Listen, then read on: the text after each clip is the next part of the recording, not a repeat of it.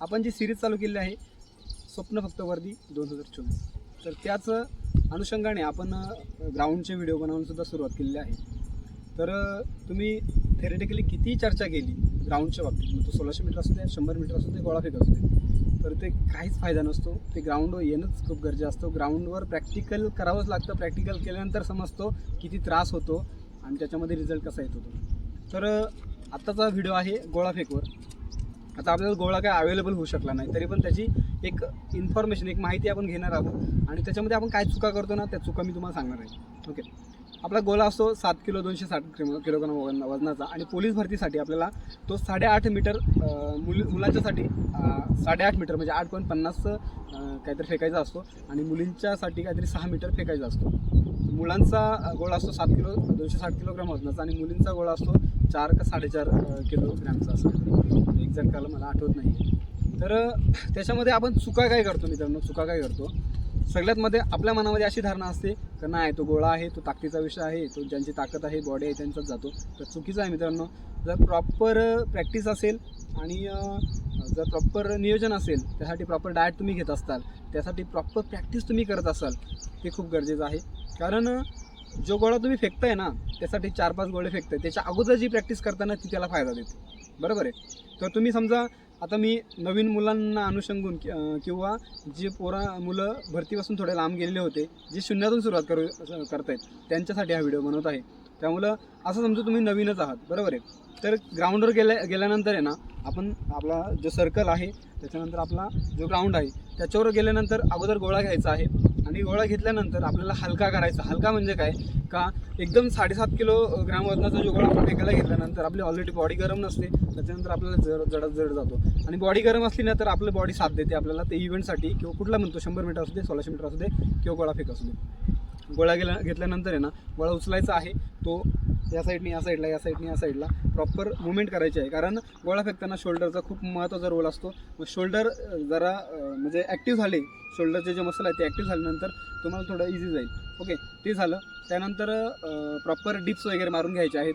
Proper dips मारून घेतल्यानंतर काय होईल का तुम्हाला ते प्रॉपर डिप्स वगैरे मारून घेतल्यानंतर तुम्हाला ते हाताचे मसल आहेत ते तुम्हाला जरा ॲक्टिव्ह होते. ओके, त्याच्यानंतर गोळा आहे ना मित्रांनो, तर गोळा फक्त फेकूनच जातो असं नाही, तर दुसऱ्याचं निरीक्षण करायचा का हा कसा काय फेकतो, याचा गोळा आउट ऑफच कसा काय जातो. कारण गोळा आउट ऑफ जाण्यासाठी मित्रांनो तुम्ही उभे कसे राहतात ती हे थोडं मागून घेऊन, तर गोळा डायरेक्ट येऊन गोळा फेकण्यापेक्षा मित्रांनो तुम्हाला प्रॉपर सांगतोय कसं.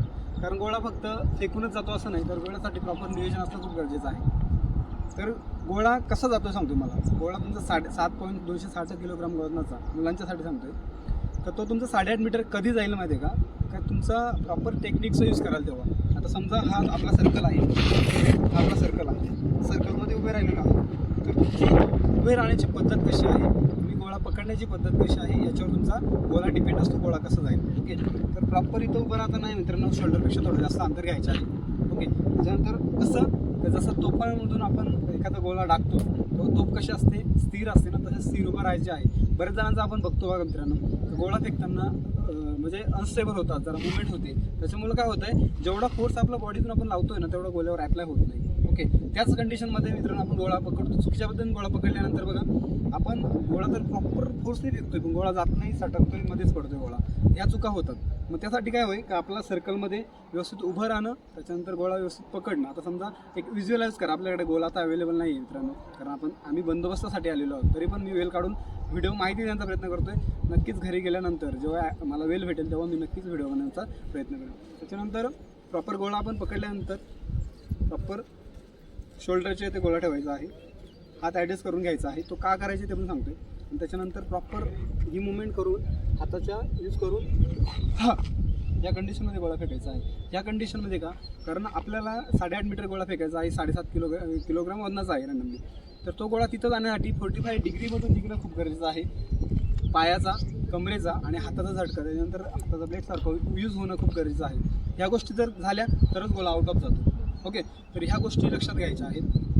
म्हणून इथं आल्यानंतर आपला आणि जर तुमचा समजा माझा आउट ऑफ नाही जाते, माझा 12 मार्काचा पडतो, माझा 10 मार्काचा पडतोय, का पडतोय मित्रांनो? आपण 6 महिन्यापासून, वर्षभरापासून, 2 वर्षापासून प्रॅक्टिस करतोय, पण गोळा असं का होतं मित्रांनो? कारण आपण चुकीच्या पद्धतीने गोळा फेकतोय. बरेच मला सांगतायत का नाही सर, मी गोळा आहे ना माझा गेल्या 6 महिन्यापासून प्रॅक्टिस करतोय, 7 महिन्यापासून गोळा वाढतच नाही. का वाढत नाही मित्रांनो? तुम्ही येताय रोजच्या सारखे रोज फेकताय तसे फेकताय, तर ते नाही. निरीक्षण करा, समोरच्याचा जात आहे ना, आपल्यासोबतच आलाय, आपला जात नाही, त्याचा जातो. का जातो? बरोबर आहे, का जातोय? तर तो प्रॉपर पद्धतीने फेकतोय गोळा. मग त्या गोष्टीवर जरा लक्ष द्या का आपला का जात नाही गोळा. कारण आता वेल जरी 6 महिन्याचा भेटलेला खूप कमी आहे.